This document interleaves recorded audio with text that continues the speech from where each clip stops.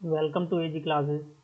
आज हम आपको नंबर सिस्टम के बारे में जो कि 9th क्लास का फर्स्ट चैप्टर है उसका सेकंड पार्ट आपको बताने जा रहे हैं, जिसमें कि हमने पहले पढ़ चुके थे कि नंबर सिस्टम के अंदर रेशनल नंबर क्या होते हैं, होल नंबर्स क्या होते हैं, इंटीजर्स क्या होते हैं।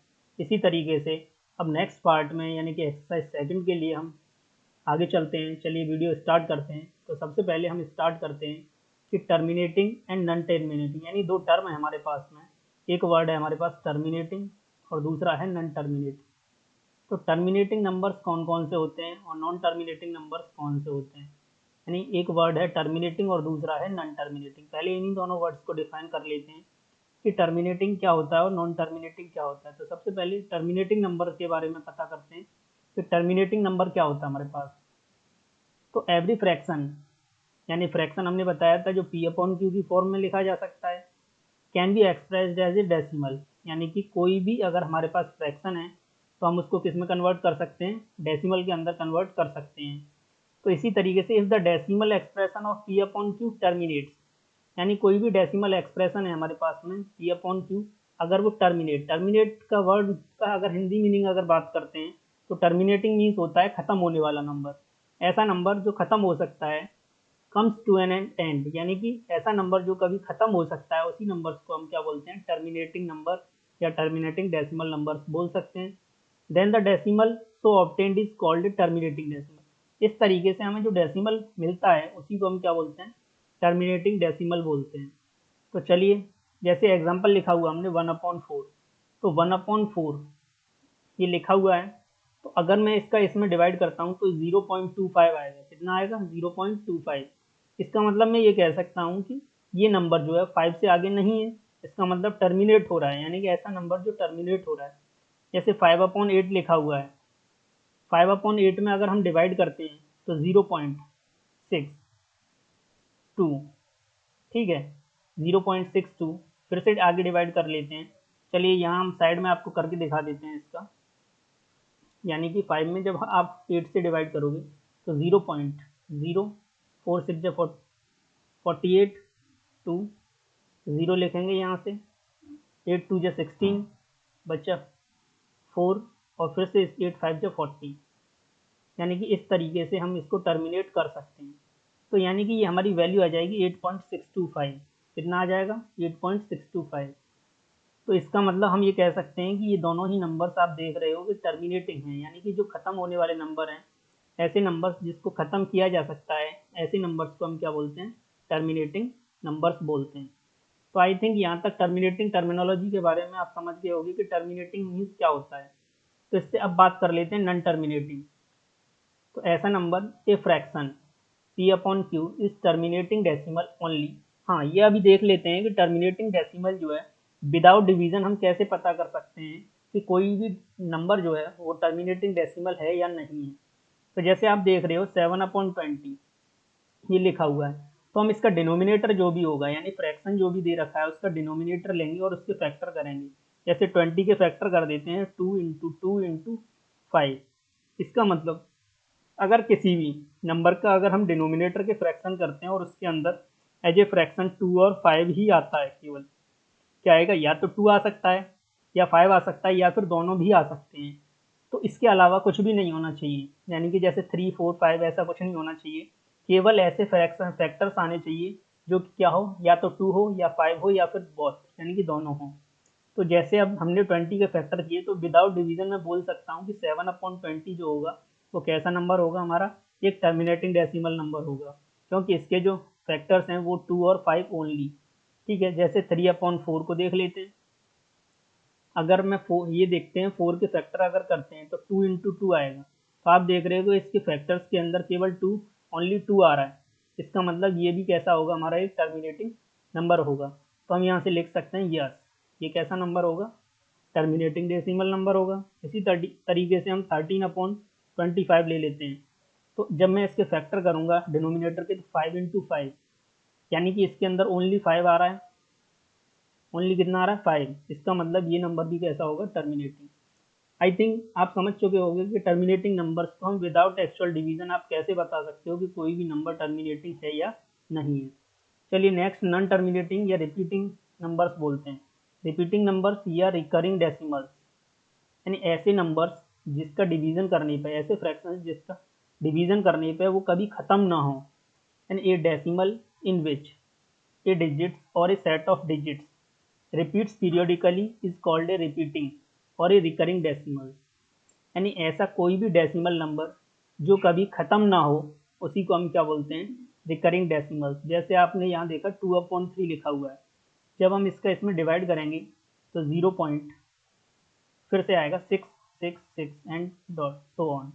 इस तरीके से हम बोल सकते हैं कि ये नंबर बार बार 6 रिपीट हो रहा है, इसके अंदर क्या रिपीट हो रहा है, तो 6 जब भी रिपीट हो रहा है तो हम इसको किस तरीके से लिखा जा सकता है, इसको हम 6 बार भी लिख सकते हैं।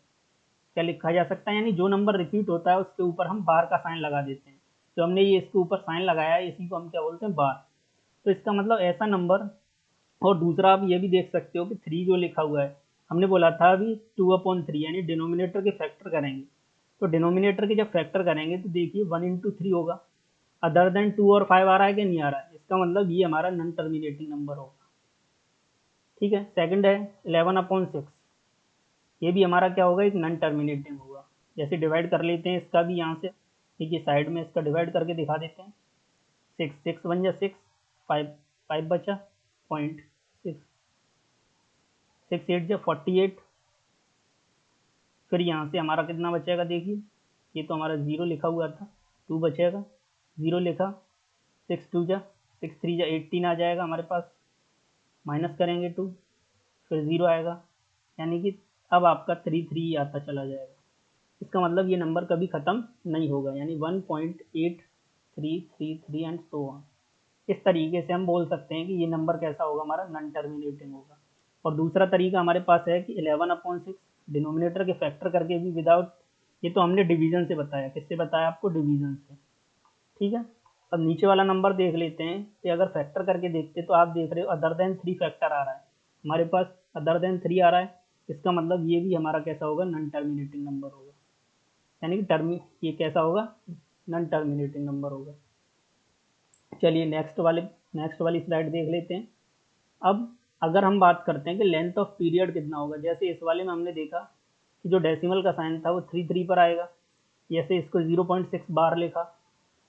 जैसे अब बात कर लेते हैं कि अगर हमारे पास में ऐसा कोई भी नंबर है कि जिसके ऊपर बार लगा हुआ है, तो आप यहाँ देख रहे हो इस क्वेश्चन के अंदर, अगर मेरे को पता करना हो लेंथ ऑफ पीरियड, कौन सा नंबर बार बार रिपीट हो रहा है, तो repeated numbers of decimal places in a rational number is called the length of its period.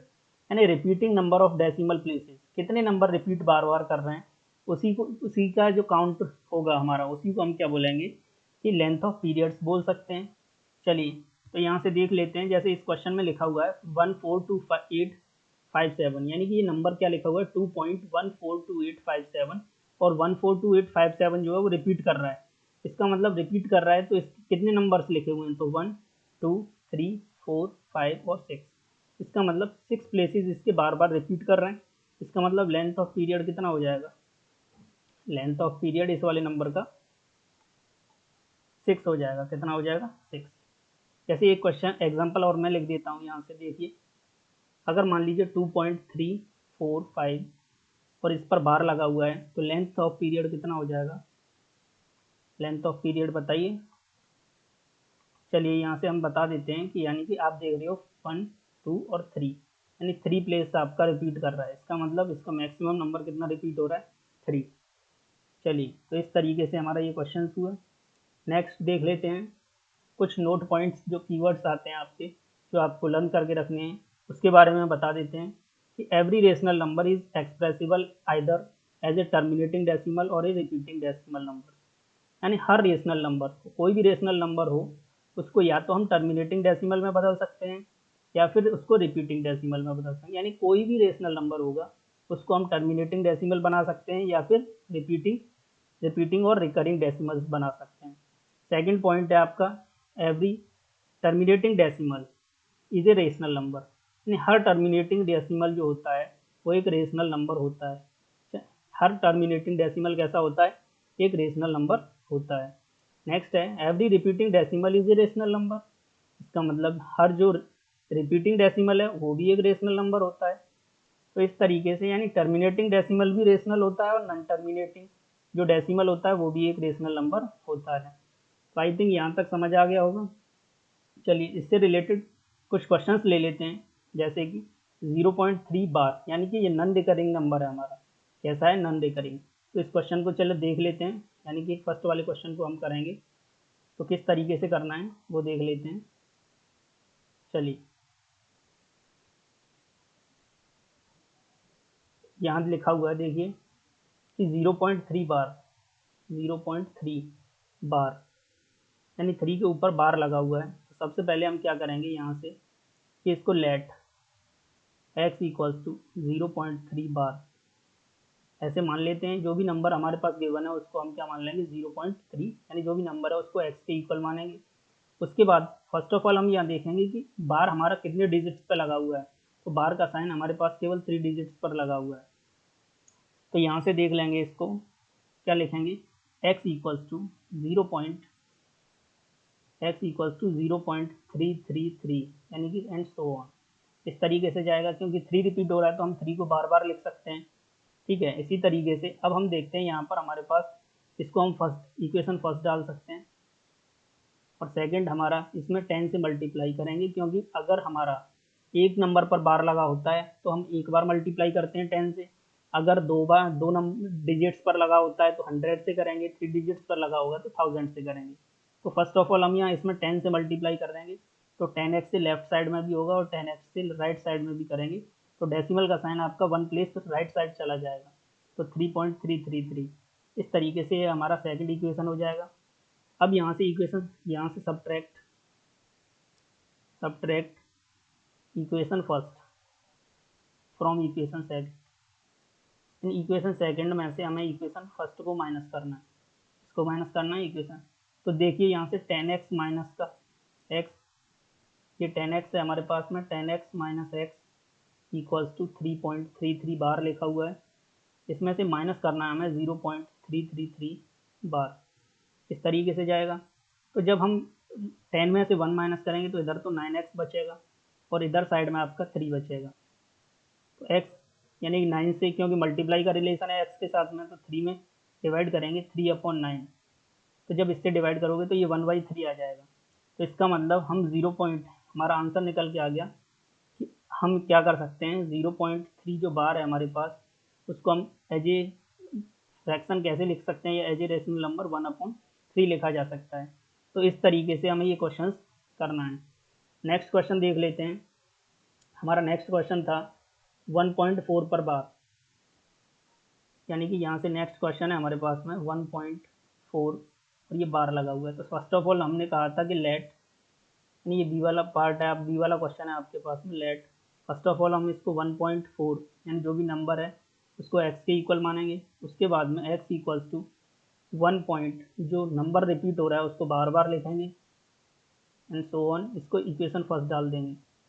उसके बाद हमने बताया था कि अगर हमारा एक नंबर पर एक डिजिट पर बार का साइन लगा है तो हम 10 से मल्टीप्लाई करेंगे। तो लेफ्ट साइड में x में जब 10 से किया तो 10x लिखा जाएगा। इसी तरीके से जब हम इस वाले नंबर में करेंगे तो ये आ जाएगा 14.444 एंड सो ऑन, ये इक्वेशन सेकंड हो जाएगा। फिर से वही सब्ट्रैक्ट करना है हमें। सब्ट्रैक्ट के इक्वेशन सेकंड में से इक्वेशन फर्स्ट को करना है। किसको करना है? इक्वेशन फर्स्ट को। तो इधर साइड में लेफ्ट में आप देखोगे कि 9x बचेगा और 14 में से 1 माइनस करा, इस 14 में से हम इस 1 को माइनस करेंगे तो ये बचेगा 13। तो x इक्वल्स टू आपका आ जाएगा 13/9। ये हमारा फाइनल आंसर आ जाएगा, यानी कि हमने बदल दिया इसको 1.4 बार को किस में लिखा, 13/9 में लिखा जा सकता है। चलिए नेक्स्ट क्वेश्चन और देख लेते हैं इसी से रिलेटेड। 0.57, इस बार हमने देखा कि इस बार पीछे वाले नंबर्स में केवल एक नंबर पर हमारा बार लिखा हुआ है। तो फर्स्ट ऑफ ऑल ये सी पार्ट है हमारा, तो लेट सेम उसी तरीके से x इक्वल्स टू 0.57 और 7 के ऊपर बार लिखा हुआ है। नेक्स्ट वाली लाइन में 0.57, क्योंकि 7 रिपीट कर रहा है तो 7 को ही बार बार लिखा जाएगा। ये इक्वेशन फर्स्ट आ जाएगा हमारा। उसके बाद में यहाँ से फिर से देखेंगे कि हमने देखा कि इस बार हमें पहले 10 से मल्टीप्लाई करना पड़ेगा। किससे करना पड़ेगा? 10। तो 10 से लेफ्ट में किया तो राइट में भी 1 प्लेस इधर चला जाएगा, तो ये आ जाएगा 777। ठीक है, इसको इक्वेशन सेकंड डालेंगे। इस वाले प्रोसेस में क्या होता है, जब हमारा एक प्लेस गैप दे रखा है तो उसी तरीके से पहले हम 10 से करेंगे, फिर उसमें 100 से कर देंगे। इक्वेशन फर्स्ट में जब, या फिर इक्वेशन सेकंड में हम 10 से और कर देते हैं, यानी पहले 10 से किया फिर उसमें फिर से 10 से कर दिया, तो ये आ जाएगा हमारा 57.777 एंड सो ऑन। ये हमारा इक्वेशन थर्ड हुआ। फिर उसी तरीके से जैसे हम पहले फर्स्ट सेकंड में से फर्स्ट को माइनस करते थे, इसी तरीके से इस बार थर्ड में से सेकंड को माइनस करेंगे। तो subtract equation second from equation third में से इस बार हमें किसको माइनस करना है, इसको माइनस कर देना है। ठीक है, चलिए यहाँ से फिर से देख लेते हैं। अब इस बार 100 है, यानी 100x में से यहाँ से ये थोड़ा दिक्कत आ रही है इसमें, 10x x है इंटू 10x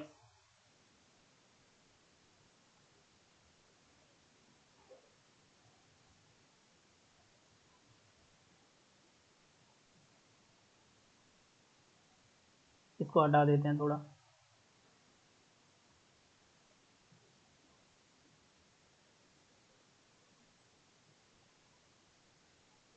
चलिए फिर से देख लेते हैं। 57 में से जब 5 को माइनस करेंगे, इस 57 में से जब इस 5 को माइनस करेंगे तो ये हमारा बचेगा 52।